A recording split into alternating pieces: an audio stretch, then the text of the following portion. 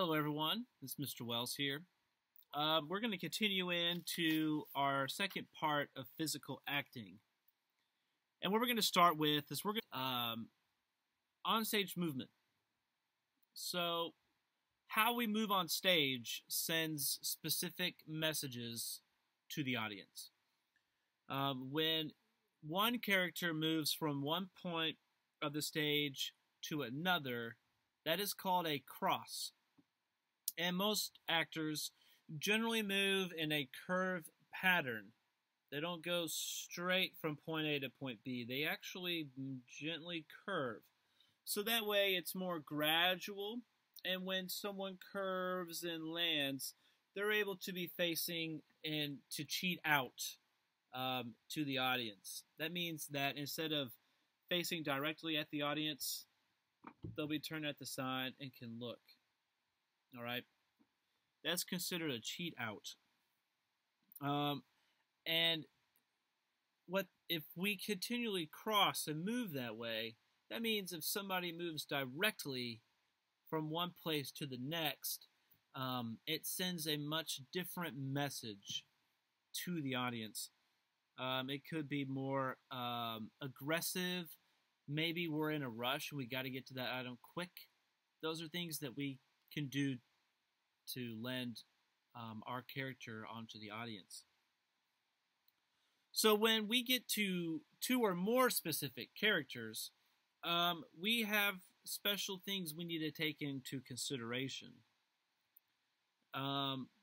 We have to make sure that we don't stand in the same spot for a long time, and we got to make sure that we don't use the same gestures over and over again.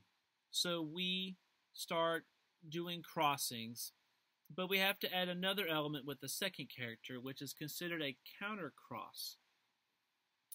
A counter cross is a movement that's in the opposite direction by another character.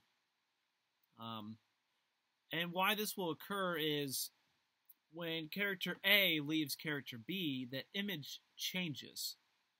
And so we have to move to another image.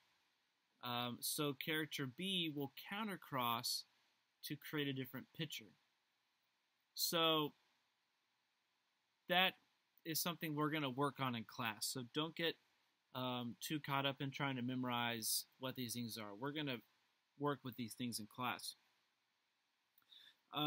So both crossing and countercrossing must be rehearsed so that they look natural on stage. When you do a play, there's a lot of movements and a lot of crossing, counter-crossing, some sitting, some standing, hand gestures that are not going to feel natural.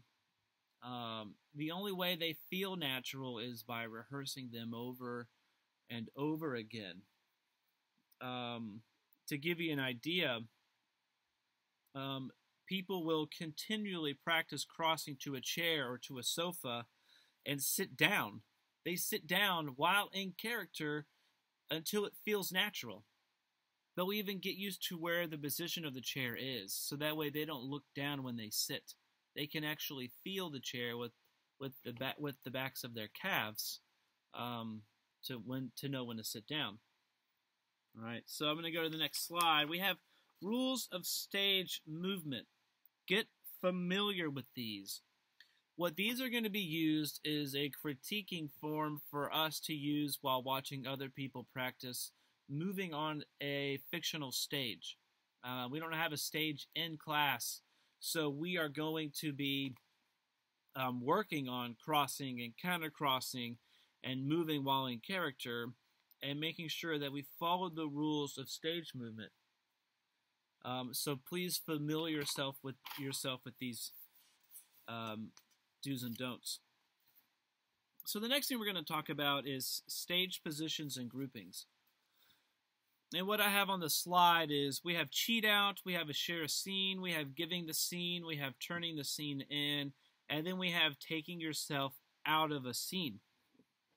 So we've already talked about cheat out. And that's when he or she, the actor, pivots their torso and faces the audience. We also have share a scene, and that's when you stand or sit parallel with another actor. And that's when we're all in a profile position. Um, and there's a picture that's going along with this that you'll have in your slides too, that show feet positions to give you a better idea where your feet are when these things are occurring. Now, these share scenes or profile scenes is a confrontation type scene. And these scenes can only be played only for a short time because the audience really expects a strong emotional reaction, such as a fight, or an embrace. Now, the actor can also participate in something known as giving the scene. And that's when he or she crosses down stage and then turns slightly upstage toward the other actor. So what this does is it shifts the audience's attention to the upstage actor. And we're also looking at the actor from a different point of view. We're looking at the actor from the actor's downstage point of view, or maybe it's meant to just get them out of the way and to really magnify what's happening on that one person. We also have something known as turning the scene in, and that's when actors angle their bodies upstage and look at the key actor. And this focuses the attention on the audience on the center of the action. So we're gonna practice all these in class, so you'll have a better idea of how they work. And then we also have taking yourself out of a scene. And that's when an actor turns away from the audience into a 3/4 back, or really a full back position, draws attention away from himself or herself. That's literally people will turn around and put their back towards the audience, and that creates taking yourself out of the scene. And as we work on these classes, they're meant to really emphasize simply that your position on stage has an impact on what's happening in the story. It has an impact on your character. So that'll be it for this lesson. And be ready for our pocket quiz that we're going to take when we get back into class over this lecture. Alrighty.